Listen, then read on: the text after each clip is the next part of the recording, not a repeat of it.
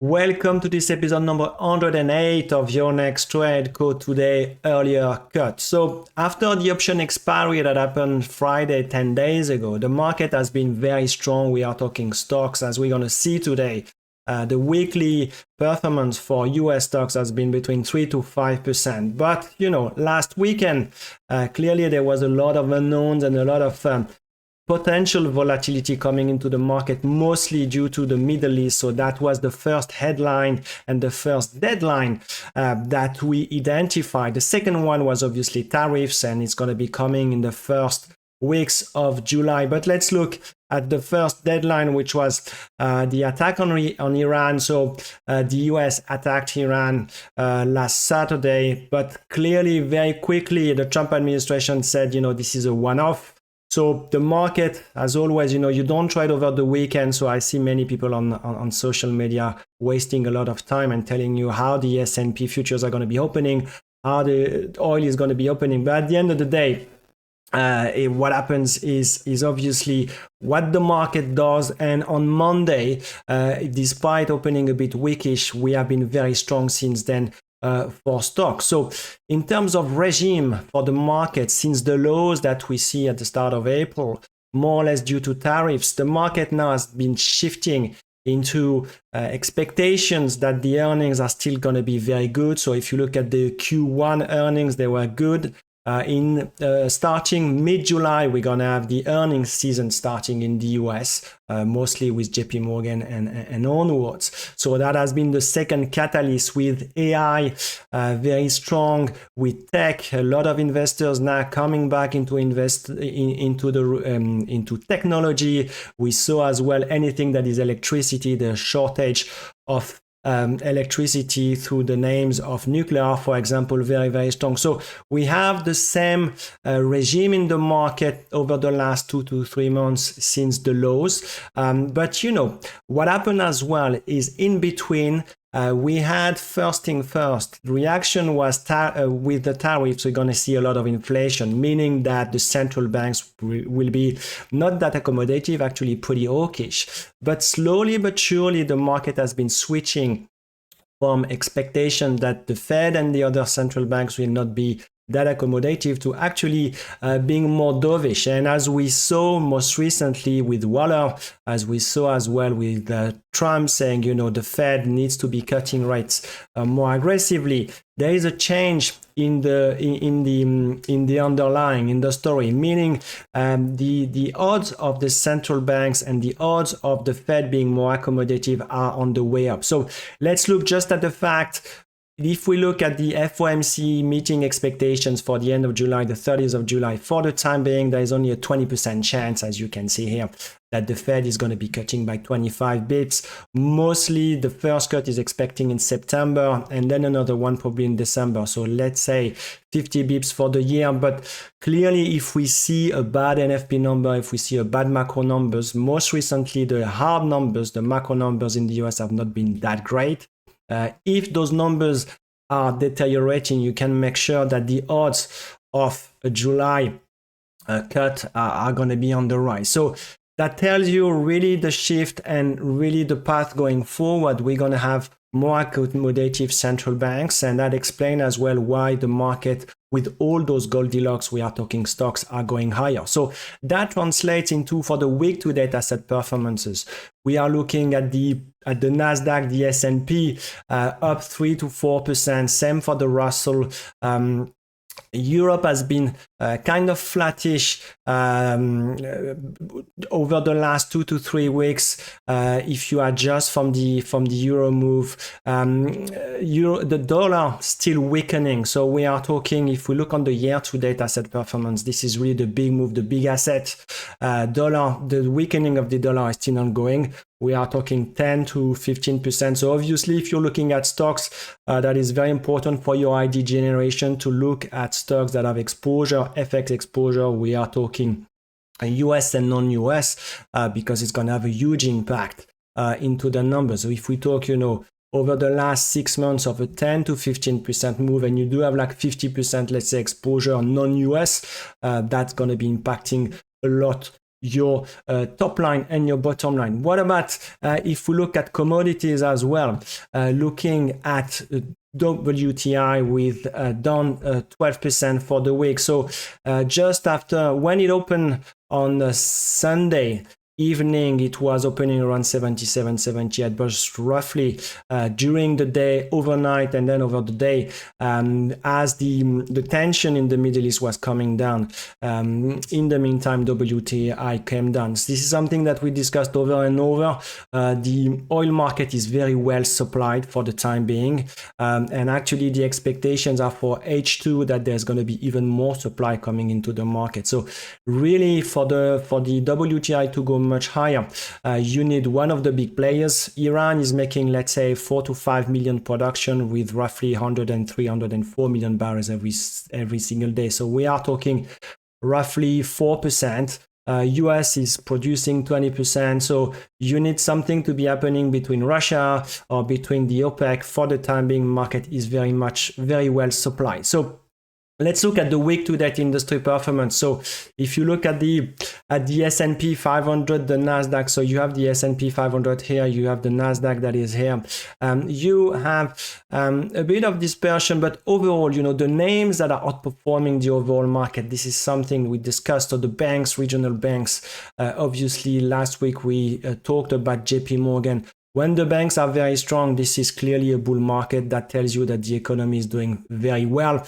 We have as well the technology that are outperforming the S&P 500, the software. So this is the same as before. The market is in the same regime as before.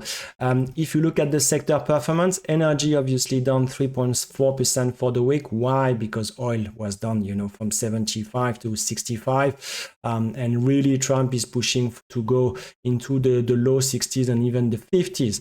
IT technology 4.4% on the week. Telco very strong as well. So a risk on market. Looking now into the rates, actually the 10 years is coming down a bit now. We are talking 4.28. So coming down a bit from the highs. If we look now into the Fed funds rate expectations, why the market could be in a new regime. So as I said before, we are now looking at potential the central banks being more accommodative than what we thought not so long ago. That is very different from 2 to 3 months ago. If you look at December, we are still expecting only 50 bips. But as you can see here, from the red to the blue, it has been coming down by roughly 0.3%. This is the terminal rate. This is where we expect the Fed to be ending up the cutting cycle. So that is quite a significant move, saying that inflation's expectations have been coming down, and we expect, from the 4.3% that we have these days to have probably 6 to 7 cuts, 5 to 6 cuts between now and the next 18 months. So now I want to move into the volatility with the VIX. So now we are back into the 16% for the 30 days volatility for the S&P. So roughly a 1% move expected every single day. If you look at the 9 days, it's back to where it was not so long ago. Going back into the lows of the low 12s. And that tells you that for the time being, both the implied volatility, realized volatility has been coming down massively.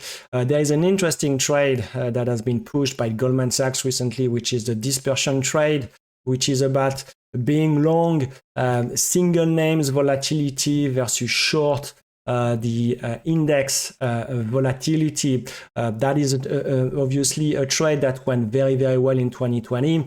That did very well as well in April of this year by 10 to 15%, because the volatility of the single names really imploded, went through the roof. Whereas the volatility of the index, even if it went much higher, didn't go that high. So this is the dispersion trade. This is something that we will be looking, especially going into the earning season. So I want to jump into the technical analysis, as always, starting with the S&P. So last week we discussed how the market was trading in a range. That was the the 59.50, 60.50, or roughly 100 to 150 points, and since the expiry. So you have the expiry then, and then you have 2, 3, 4, 5 days of going up.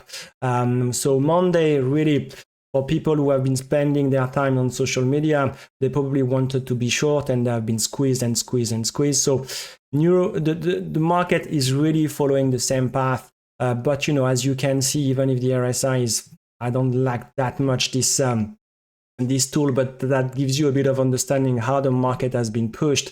We have some names that have been a bit pushed too much, but what happened is because of the volatility was so high, the funds that are selling volatility. When they are selling volatility, they are buying the cash, and that makes the market going higher. And that is true not only obviously for the S&P, that is true for the Nasdaq. Looking at the futures, as you can see, this is exactly the same story. 1, 2, 3, 4, 5 days where we go up, and we are making new highs. Russell catching up a bit. We identified, that was 2 or 3 weeks ago, that the 2100 was an interesting level. Now we are going above the 200 moving days. I want to flag JP Morgan. So we discussed JP Morgan. As I told you, JP Morgan is a very good leading indicator for the overall market.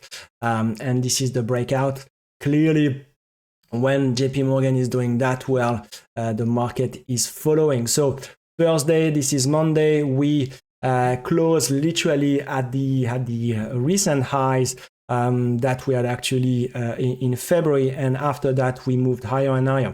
As you can see, you had big volume on Friday. This is mostly due to the Russell index reshuffling. I want to flag as well very similar chart in terms of making new highs. This is Nvidia. So we go for Nvidia, bang, bang, and then another high. And you can see as well, decent volume on the way up. Circle that we discussed as well, that was the IPO. It went, I think it was on Tuesday at 300 and has been coming down. There was actually some negative news from the stock that we flagged on the Discord community, which was MasterCard making a deal in stablecoin, meaning competition is coming and they are not going to be the only play in town. So literally, and finally, I want obviously to discuss CL1 because that has been the noise and many people talking when they are not trading. It's funny when I see people talking about CL1, putting a chart of CL1, and actually I can see that this is a 15 minutes delay, and I can tell you that they never traded CL1, but that is quite funny. But overall, as you can see, we are going back into the lows of 65. So 65 was the support. Obviously, Trump would like to see back into the low 60s. So a really big move for the week. Many people have been hurt on that name, on this go up and go down. So I want to go back into what happened for the week, starting with the S&P 500 futures over the last 6 sessions. And as you can see, we have been trading. Can I put here, or can I up? I want to try again here. So as you can see, you are trading VWAP, you go up and up. So first thing first, this is the Monday where we have a bit of volatility. We go up and then we carry on. We had a bit of macro with the flash PMIs. Next week, the week coming, we're going to have the PMI manufacturing, ISM manufacturing, ISM services for the macro. But literally after the OPEX and the trading range that we had for a few weeks, the market decided to go much higher and getting free from the 6,000 magnet that we identify. So Iran deadline, it's over. We're still going to have the tariffs deadline, 8th or 9th of July, where we're going to have, headlines coming. On Friday, at the end of the day, Trump was saying, the deal with Canada is off. And that explained a bit of the hiccup of 30 points that we have. That means not only 50 bips.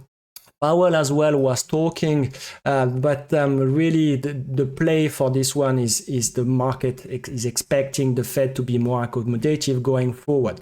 In terms of flow, so this one is really important. This is a chart from Bank of America, and as you can see, institutional clients have been massively buying tech over the last 10 days. We do know that they reduce exposure in February, March, April due to DeepSeek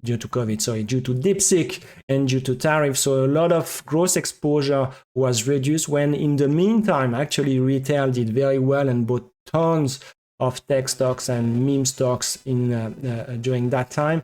And now we have most of these institutional clients and institutional funds we are talking are buying back the tech, putting more exposure, and that explains how this performance, as you can see here, this is the different sectors and how they have been outperforming the overall market over the last 5 days. So you do have like a bit of let's say exuberance in the market. If you look at the names that are pushed, the non-profitable tech, we are talking as well back to the stories of stocks companies not making money. But overall, we are talking semiconductors, we are talking TMT, we are talking metaverse, magnificent seven. So we are back to the regime of we are not back. It's the same as we had over the last 2 to 3 months. Not much of a change. Finally, a bit of a special situation that we discussed on the Discord community. Why? Because on Friday at the close, we had the reshuffling, the rebalancing of the Russell indexes. And one of the names that was moving from the mid-small cap was Palantir, with less exposure into those small and mid caps. So you had natural force sellers of those index funds. At the close, we are talking 27 million shares. That was the force sellers, but we had a 51 million volume. And as you can see in the last 10 minutes of the trading session, the stock went from 138 to 130.74. So if you're trading, if you're investing, we believe as educators, we believe as traders, this is very important to understand those special situations. We flagged this Palantir a few days before it is happening. And it worked pretty well. So what about going forward, the catalyst? So first thing first, on Friday, the market will be closed because this is the 4th of July. So any American listeners, I wish you a good 4th of July. So we're going to have only 4 days week. And I'd explain why. If you look at the weekly straddle, you look at Thursday, it's plus minus 1.1% move for the S&P, but the weekly straddle, the weekly options actually will be expiring on the Monday after the 4th of July. So what do we have? We have the ISM manufacturing on Tuesday, the ISM services on Thursday, but Thursday is a big deal, a big day with the NFP numbers. As you can see in this chart here, most recently, the trajectory of the NFPs have been to come down. We are talking roughly over the last 3 months, an average of 150,000 job creation. So question is, if we start to see more deterioration in that number, you can make sure that we will have central banks, the FOMC, cutting much quicker than what we thought. As well, we have the seasonality. So if you look at the Nasdaq, if you look at the S&P, most of the time, if here, this is here, can I draw this finally or not? I'm struggling with a draw up here. I think it's going to work now. So if you look at June, July, I hope this is your July here. As you can see, most of the time the market is up 2% in the month of July. So this is explained by you have many market participants going away because in the US this is holidays for schools, and I'd explain this grinding higher for the equity market. And as I said, you do have like many Goldilocks. You get more accommodative central banks. We're gonna have probably deadlines, hopefully that's gonna come nicely between the US and the rest of the world. You have really the story of artificial intelligence, tech, Nvidia, memes that is going very, very strong. So macro, ISM manufacturing, NFPs, maybe the Fed cutting sooner, and I'm not saying the Fed cutting between in an expected way. I'm expecting, 20% chance. I think it's going to be a bit higher. And literally the market is looking at the direction and is saying, the Fed is going to be more accommodative. As I said, seasonality pretty good. Still a lot of unknowns around tariffs. In terms of earnings, there is not that much. Why? Because the earnings season is starting around the 15th of July with JP Morgan and some other names.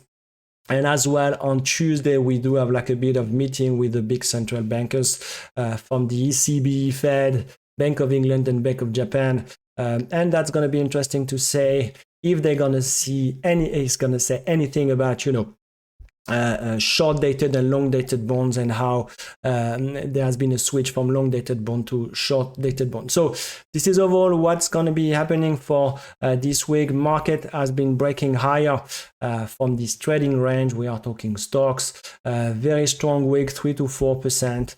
Goldilocks. A lot of inflows as well from institutionals into tech, and that explains, why we are seeing, Nvidia and some other names. JP Morgan is not tech, but I like to be looking at this name over and over. So this is it for me for this week. This is going to be a short week, 4 days. Any questions on the 4x4 on the community, you send me an email, you join us on the Discord community where there is a free channel.